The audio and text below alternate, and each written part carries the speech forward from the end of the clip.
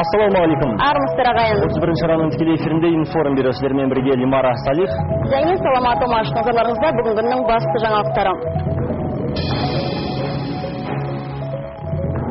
Ақтөбе сығандары ассамблеяға мүше болуды сұрайды. Көшпелі өмір сүру салтының келмеске кеткенін айтқан олар Қазақстанда өз мүдделерін осылайша қорғамақ. Қазақстанда қазақ мектебі неге аз? Неге Алматыдағы 181 орта мектептің 50 ғана таза қазақша білім береді? Болашақ жастар Шахановтың тілінде сөйлей ме? Тараз мектептерінде 9 оқушыға бірдей қылмыстық іс қозғалды. Олар өздерінен кейінгілерді қорқытып, ақша талап етіп, ұялы телефондарын тартып алуды дәстүрге айналдырған. Көшпелі тобырлық мәдениет келмеске кеткен соң ақтөбелік сығандар өздерін Қазақстан Халқы Ассамблеясына қабылдауды сұрайды. Мұндай мәселені бүгін бірінші рет Ақтөбеде сығандар қауымының өкілдері көтерді. Нақтырақ айтқанда, олар өздерінің этномәдениет бірлестіктерін құрып, Қазақстан Халқы Ассамблеясының кіші құрамына кіруді көздейді.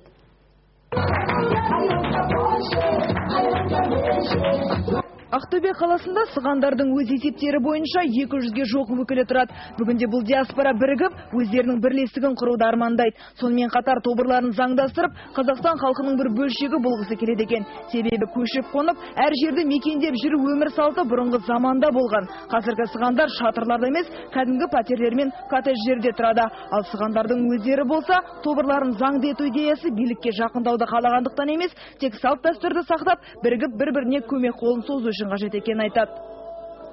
Бізден қорқудың қажеті жоқ, біз достықты сүйетін халықпыз.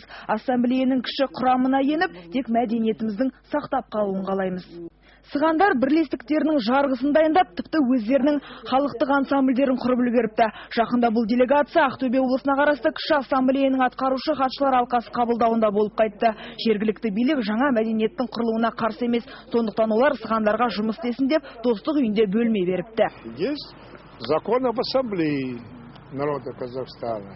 Вот в соответствии с этими двумя законами можно организовать, и желательно, чтобы все этносы организовали свои общественные объединения. Сығандар шешілмей келе жатқан түйткіл мәселелерін көп екенін жасырмайды. Аталмыш ұлыс өкілдерінің көпшілігінің тұрмысы төмен. Сондықтан бұл бірлестік оларға бұл заманда аяққа тұрып кетудің кішкене ғана мүмкіндігі болмақ. Ал жаңа ұйымды тіркеу мәселесімен Әділет департаменті айналысып жатыр. Аида Боранбай, Баян Сағынбаева, Информбюро, 31 арна. Ал ақш полициясы атып өлтірген Қазақстан азаматы Кирилл Денякин үшін қазақ елшілігі өтемақы талап етпек. Бұл туралы бүгін Астанада Қазақстан сыртқы істер министрлігінің ресми өкілі Асқар Әбдірахманов хабарлады. Ал қазір елшілік марқұмның денесін Қазақстанға жеткізу мәселесімен айналысып жатыр. Денені мұхиттың арғы жағынан әкелуге кем дегенде 10 мың ақш доллары қажет екен.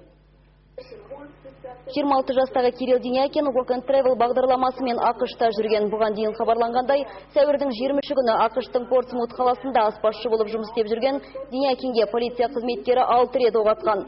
Марқұмның туыстары болса, Кириллді өлтірген полицейді жазаға тарту үшін міндетті түрде соттасамыз деп отыр. Денякиннің артында анасы мен інісі қалған. Қазақстанның сыртқы істер министрлігі заңгерлермен көмек көрсетпек, алайда өтемақы көлемі әзірге белгісіз. Қазір шығындарды өтеу жөнінде мәселе қарастырылуда. Нақты сомасын әзірше айтуға ерте. Ол ақш полициясы өзінің қызметкеріне қатысты анықтама жұмыстарын аяқтаған соң ғана белгілі болуы мүмкін. Ашықауыздықтың кесірінен өлім құшты. Қапшағайдағы демалыс орындарының бірінде күзетші болып жұмыс істейтін азамат үйінде ақшасы барын айтамын деп бөтелкелесінің құрбанына айналды. Арақ ішіп отырып, ағынан жарылған азаматтың мәйітін төркіндеп қайтқан азаматтық некедегі әйелі үйінен тауып алған. Күдікті бөтелкелесін өлтіргенімен қоймай, үйден 1800 ақш долларымен бірге біраз дүниесін үптеп кетіпті. Қапшағайлық күзетшінің мәйіті өткен жылдың қазан айында табылғанымен Қапшағай қалалық ішкі істер бөлімі қызметкерлері күдіктіні сәуір айында қолға түсіріп отыр. Мекен жайы мен жұмыс орнын жиі ауыстыра беретін Қандықол қарақшыны полиция қызметі Шу өңіріндегі базарлардың бірінен ұстапты. Қазір ол осындағы уақытша қамау абақтысында отыр. Бұрын сотты болған азамат адам өліміне қатысты кінәсін де толық мойындаған көрінеді.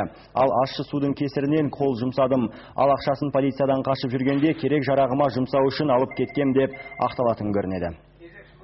Күдікті өзі өлтірген азаматтың ақшасынан өзге фотоаппарат, бейнекамера, аңшы қаруы сынды тағы да біраз заттарын қолды қылған. Сондықтан оның үстіне бірнеше факт бойынша қылмыстық іс қозғалып отыр. Кінәсі толық дәлелденсе 8 жылдан 15 жылға дейін бас бостандығынан айырылады. Ал Алматы облысында жергілікті биліктен жолдарын жасап беруді ауылдың кішкентай тұрғындары талап етуде. Алматының іргесінде ғана орналасқан Абай ауылының балалары мектептен үйлеріне қайтатын жолдың жамандығын айтып, ауылдың үлкендер өткізген наразылық акциясына қатысты. Олардың ата-аналары болса, 40 жылдан бері жөндеу көрмеген жолдың жырын айтудан жалықтық дейді. Олардың айтуынша, әкімдіктегілер комиссия келетін немесе атақты азаматтардың бірі тұратын көшелерді ғана жөндейтін көрінеді. Әкімшілік өкілдері болса, даулы көше биыл жасалып қалуы мүмкін деген жорамал жасап отыр.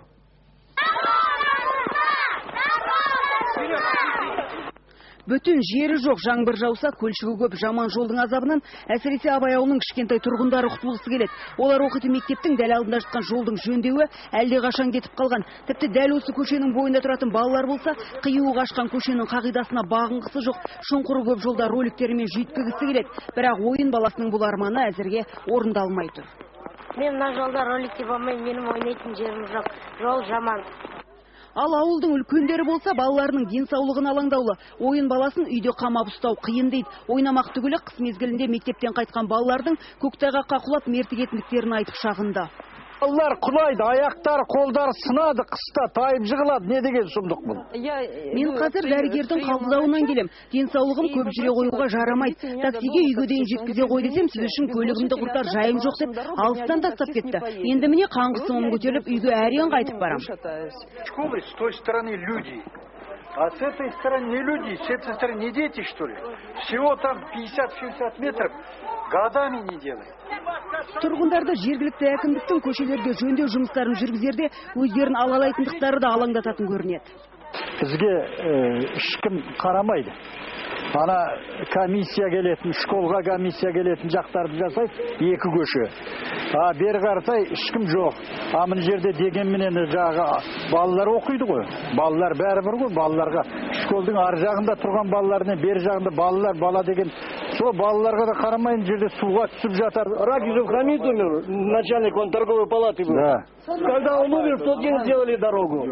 Хоронить надо, чтобы шефы приезжали. Это для отмазки глаз делают. И то ли тоже кто-то там умер, сделали, все что-нибудь. Где ждет знаменитости, кто умрет, а то тоже, может, сделали его.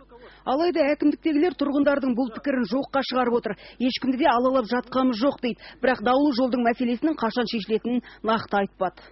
Қаражат қомақты бөлінген жағдайда биыл жасайды. Госэкспертизадан проектісі өткен жағдайда ғана жасалады. Қазір қаражаттың бәрі госэкспертизадан ПЗС жасалады, проектно-сметный документация. Бірақ ол қаражаттың қашан, қанша көлемде бөлінетіндігінен әкім мырза хабарсыз. Сондықтан абайлықтардың, ондағы кішкене тұрғындардың бұл тілектерінің қашан орындалатыны да белгісіз. Әкімдіктегілер биыл салынып қалар деген жорамал ғана жасап отыр. Елена Савичан, Зарина Табулхаиров, Информбюро 31 арна, Алматы облысынан. Тараз мектептеріндегі 9 оқушыға бірдей қылмыстық іс қозғалды. Олар төменгі сынып оқушыларынан ақша бопсалап, ұялы телефондарын тартып алып отырған. Bir жылға созылған 52 мектепті тексеру жұмысында 2000 бала орта оқу орындарында қорқытып, ақша талап ететін жайттар бар деп шағымданған. Прокуратура мектептерде ересек қылмыскерлердің ұйымдастыруымен бопсалау топтары жүйелі түрде жұмыс істейтіндігін анықтады. Бұл туралы Астанада бас прокуратураның ресми өкілі Жандос Өмірәлиев хабарлап отыр. Күшпен ақша жасап жүрген кәмелетке толмағандардың өздеріне психологиялық көмек көрсетіліп, тұрмысы төмен отбасыларына қайырымдылық көрсету шешімі қабылданған. Барлық мектептерде соңғы рет жүргізілген сауалнамаға сүйенсек, ақша бопсалау едәуір азайды дейді прокуратура өкілі.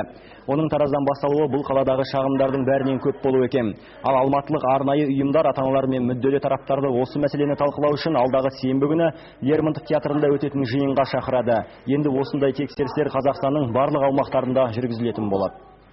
Сырттан анықтау мақсатында бұл жаңадан бір тәсіл бұл қолданып жатқан. Бірақ осы жұмыстың өзінде бізбен 9 жасы кәмелетке толмағандардың үстінен осы бопсалауға қатысты. Оның ішінде жасы кәмелетке толмаған бар, және одан да жасы кәмелетке асып кеткенде тұлғалар бар. 9 жалпы қылмыстық іс қозғалды, 9 тұлғаға қатысты. Елімізде сүт өнімдерінің жаппай қымбаттауы қарапайым халықтың наразылығын тудыруда. Әсіресе күнде қолданылатын сүт бағасының көтерілуі балалы шағалы отбасылардың қалталарын қағып барады. Ал мөлшермен 30%-ға қымбаттаған бағаға бөгет болады деп үміттенген Қазақстандағы сүт одағы бұл үйреншікті жағдай деп жайбарақаттық танытып отыр. Оның үстіне бұл баға жақын күндері түсе қоймасы анық дейді мұндағылар. Қымбат біздер үшін, потому зарплатамыз аз ғой біздің, көбейген жоқ. Водка дешевле, а молоко дороже. Енді мына халыққа қиын ғой. Халыққа қиын. Енді халықтың қамын ойлап жатқан адам жоқ сияқты. Сайлауымыз бітті, сайлау біткеннен кейін бәрі көтеріп жіберді. Бұл қалай болды енді? Оны бұлардан сау керек, жоғарыдағылардан. Осылайша қолжетімді бағаның жоқтығына тұтынушылар биліктегілерді кінәлайды. Ал сүт өндіруші компаниялар арасындағы өзара бәсекелестіктің жоқтығы бағаның көтерілуіне бірден бір себеп көрінеді. Сүт сапасы мен бағасына қадағалау жасайтын мекеме қызметкерлері сүт өнімдерінің жаппай қымбаттауы шикі өнімнің бағасына байланысты дейді. Әдетте жылдың бұл мезгілінде арзандайтын сүт өнімдерінің бағасы биыл ерекше шарықтап тұрғанын Қазақстан сүт одағы мамандары да жоққа шығармайды. Бұл жалпы қалыпты жағдай. Айта кету керек, бізде сүт қабылдайтын бір жүйе жоқ. Әлі күнге дейін алып сатарлар жүр. Мәселен, олар шаруашылық иелерінен сүттің 1 литрін 60 теңгеден алады да зауытқа 70 теңгеден сатады. Арасында өзі пайда табады. Бұл да бағаның өсуіне әсер етеді. Ал сүт қабылдайтын орын ашуға үкімет асықпайды. Қазақ тілінің көсегесін көгертіп, мерейін үстемдетеміз деп жүрген қазақтың өз баласын ана тілінде оқытатын мектебі тапшы. 2 миллионға жуық тұрғыны бар алып шаһар Алматының өзінде таза қазақ тілінде елу-ақ мектеп бар. Қалған 131 білім ордасы аралас мектептері мен өзге ұлттың тілінде тәлім беретін білім ошақтары. Ал қалалық білім басқармасы 2005 жылдан бері қазақ мектептерінің санын 15 бірлікке арттырдық деуден жалығар емес.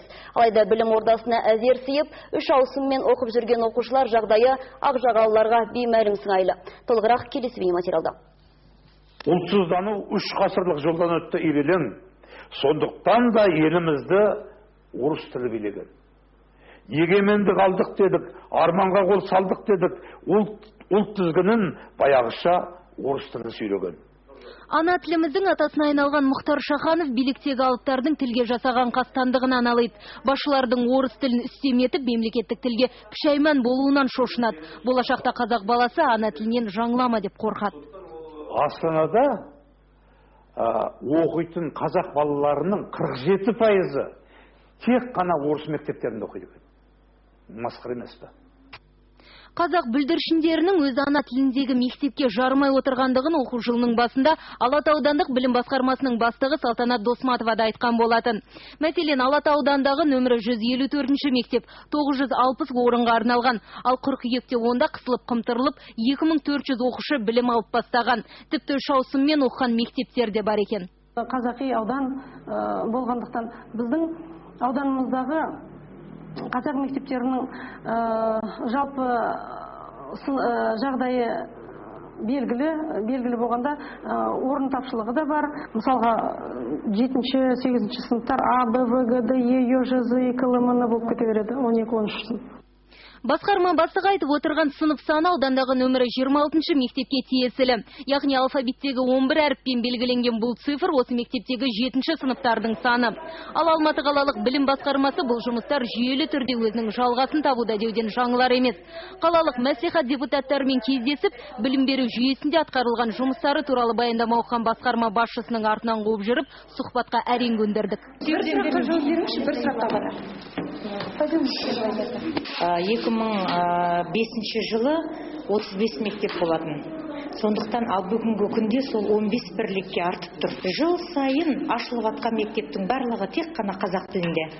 Былтырғы ашылған 152-ші мектепті алыңыз, 176-ші, 175-ші, 173-ші, яғни кете береміз. Барлығы тек қана қазақ тіліндегі мектептер. Жалпы Алматы қаласында 181 орта білім ұйымдары бар екен, олардың 50-і ғана таза қазақ тілінде білім береді. 76-сы орыс тілді, 3-і ұйғыр, 2-і орыс неміс, тағы 2-сі орыс ұйғыр. Қалған 47 мектеп қазақ орыс аралас тілде. Балаңызды орыс мектебіне бердіңіз бе? Бітті, ол орыстың баласы. Ұлтқа сәл-пәл болмасын құрметі болуы мүмкін, бірақ ол орысша қуанады, орысша жылайды, орысша түс көреді. Бүкіл санасы орыс рухымен тәрбиеленеді. Ал еліміздегі 2,5 миллион оқушының тек 1,6 миллион ғана қазақ тілінде білім алып отыр. Қалған 1 миллионның 80% орыс, қалғаны өзге тілдерде білім алуда. Қанша рет айттық, жаздық, жағаластық талмастан. Қарсылас кім? Биліктегі өзіміздің қандастар. Жанар Жолтаева, Санат Иманғалиев, Данияр Жүсіпов, Тимур Қайранбаев, Информ бюросы 1-ші арна Алматыдан. Бүгін түсте Оралдағы Қазақстан инновациялық және телекоммуникациялық жүйелер университетінің жатақханасынан өрт шықты. Аталмыш оқу орнына тиесілі 10 қабатты ғимарат осы оқу орнының қызметкерлеріне арналып салынған. Бірақ құрылыс жұмыстары аяқталмағандықтан қолданысқа берілмеген болатын. Абырой болғанда оқиға орнына дереу жеткен өрт сөндірушілер отты небәрі 13 минуттың ішінде ауыздықтап үлгерген. Төменгі қабаттан шыққан өрт жалпы көлемі 30 шаршы метрге тараған. Өрт шыққан кезде ғимаратта тек құрылысшылар ғана жүріпті. Олар жалынның астыңғы қабаттағы пластикалық құрал жабдықтар жатқан жерден бастап шыққанын айтады. Өрт сөндірушілер солардың біріне дәнекерлеу аппаратынан шыққан ұшқынның тию салдарынан өрттің шығуы мүмкіндігін болжам жасап отыр. Алда көретіндеріңіз. Қазақстанда сөз бостандығы бар ма? Кейбір саяси емес ұйымдар елімізде шеру, сайлау және партиялар мәселесі толық шешілмейді деп отыр. Би-биде дән салатын дельфиндер қайырымдылық мақсатында гастрольдік сапарға шыққан қарағандылық дельфиндер сондай-ақ суда жүріп сурет салуға әуес екен. Бізбен бірге болыңыздар.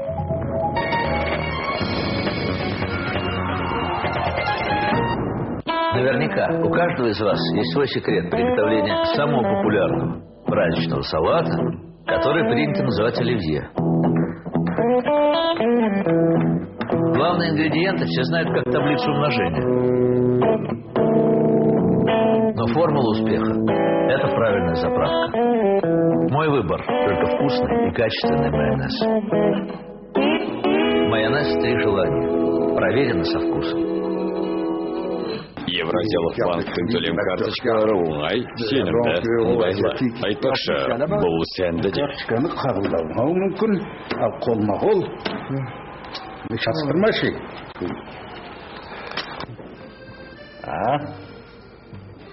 Көрдің ба? Айттым ғой мен саған. Жоқ, карточкаңмен бәрі дұрыс. Бұл менің мейрамханым ғой. Жұмыс істейді. Евразиялық банкі. Ты не слышишь, как что-то витает в воздухе? Что за фантазии колючие? Никаких фантазий, крошка! Это любовь! Лучший климат для вашего дома. Кондиционер LG с функциями охлаждения и обогрева за 52 990 тенге уже ждет вас в Технодоме. Кондиционер мен бәрін істеп үлгеруім керек. Және де таңғы асын пішуім керек. Үлгермеймін. Ұзақ. Енді Активия жылдам таңғы ас бар. Нәзік йогурт, қытырлақ үлгіліктермен. Активия жылдам таңғы ас. Белсенді күннің белсенді бастамасы. Қымбат кредиттер жалықтырып жіберді ме? Пайыздардан үнемдегіңіз келеді ме? БТАның жеңілдіктер маусымы акциясын жіберіп алмаңыз. Тек қана 15 мамырға дейін ипотекалық немесе тұтынушылар кредитін 50% жеңілдікпен алуға болады. Толық ақпаратты Алматыдағы 2511-2522 телефондарынан біле аласыздар. Брут әулеті, Нью-Йорктың ең іргелі әулеті. Дон Брута, қолбасы. Сони Пудин, Донның оң қолы. Олар бүкіл қаланы ұстап тұр. Бірақ Брут әулетінің досал жері бар. Тони Боннелли. Ол ешкімге хабарласпай, есесіне жағдай нашарлай түсті. Тони неге хабарласпады? Сен неге хабарласпадың? Сен неге хабарласпадың? Неге сен ешқашан хабарласпайсың? Менің операторым қымбат. Отбасы оған шарт қойып, тірі жүргің келсе, хабарласатын амал тап. Әйтпесе шаруаң бітер. Сенің қиыншылығың қымбат оператор, шешімін тап. Эй, ребята, помогите мне обогнать злюку. Новый растишка. О, это ключ к игре. Камера готова. О, бутылка джойстик. Вкусно. Не догонишь. Опа! Быстрее, давай! Эй! Ура! Шкатулка и коробка растишки, ключ к игре. Играй на растишка.kz. С 21 апреля по 2 мая. Сеть компьютерных и цифровых магазинов №1 в Казахстане и компания «Просто кредит» представляют новую акцию. Плати сколько сможешь. У тебя есть всего 12 дней получить технику в кредит без переплаты и предоплаты от 1000 тенге в месяц. Приходи в Алсер и получи кредит. Просто кредит и Алсер. Мы предлагаем лучшее.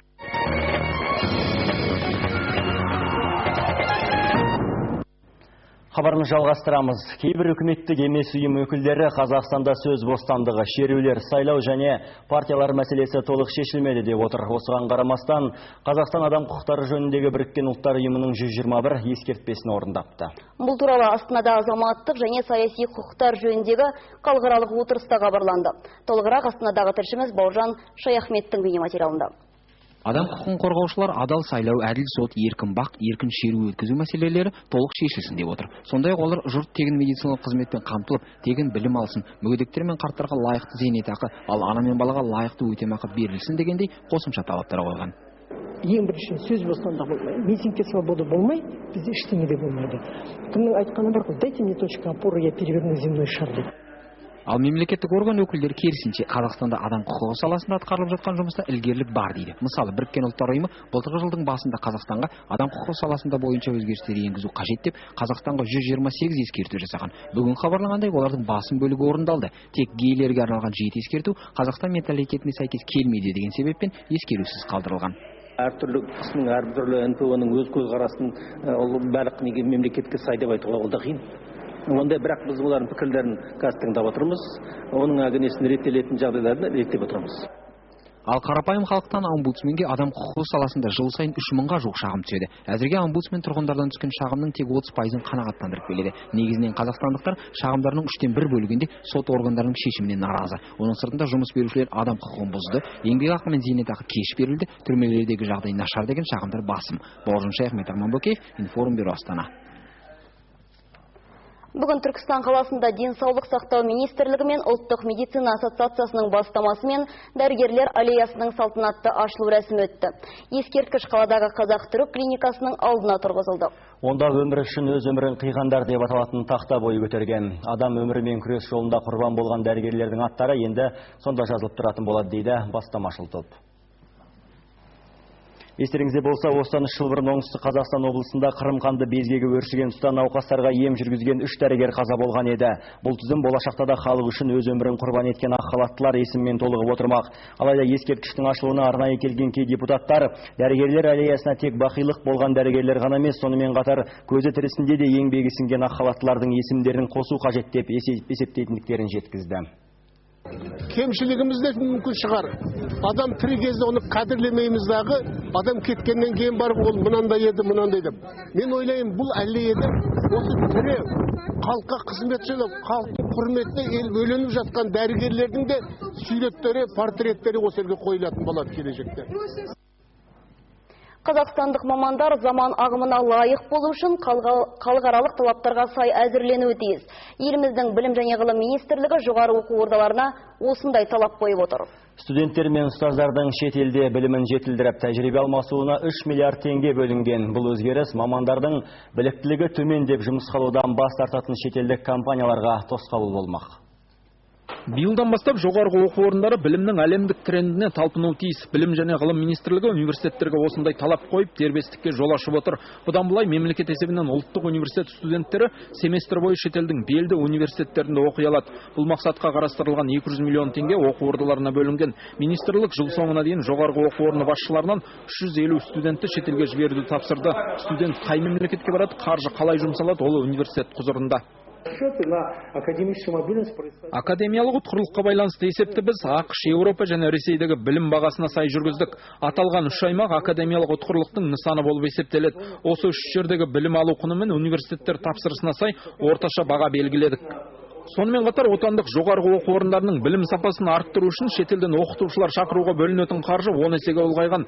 2,5 миллиард теңге шетелден 1 жылға 300, 6 айға 600 профессорды шақыруға болады. Оқытушылар бұл үрдіс отандық мамандардың біліктілігін төмен бағалап, шетелден өз кадрларын алып келген ірі компанияларға тосқауыл болады деп отыр.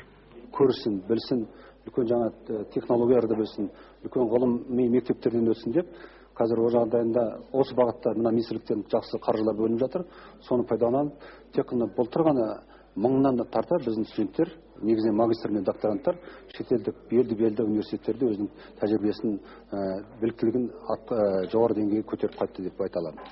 Отандық университеттер білім беру деңгейін халықаралық талаптарға сәйкестендіргенмен шет тілін білетін студенттер жеткіліксіз. Осыған орай жоғарғы оқу орындары 4-ші курстан бастап шет тілін кәсіби түрде оқытуды қолға алған. Ал білім және ғылым министрлігі алдағы уақытта бұл олқылықтың орнын толтыру үшін ағылшын тілін оқытуды әліппемен қатар бастамақ.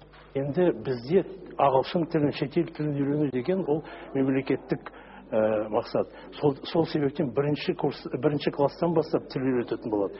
Болашақта тіл білетін жастардың саны көбейеді дегенге сенімім өте мол.